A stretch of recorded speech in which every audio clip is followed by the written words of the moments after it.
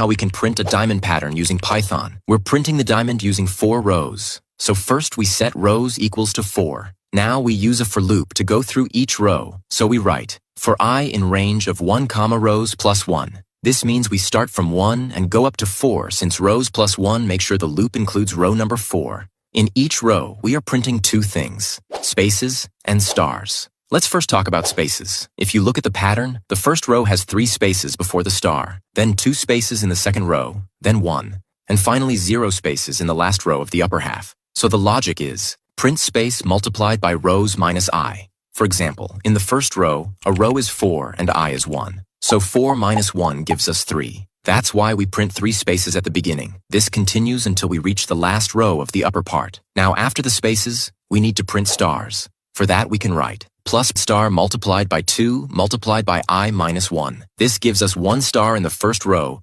3 in the second, 5 in the third, and 7 in the fourth. So when we run this part of the code, we get a triangle made of stars, which is the upper half of our diamond. To create the lower half, we just repeat the same logic, but in reverse. We copy the same code and change the for loop. Instead of going from 1 to rows plus 1, we now go backward. So we write, for I in range of rows minus 1, 0, minus 1. This means we start from 1 row less than the total and count down to 1. When we run the full code, we get a perfect diamond shape made with stars.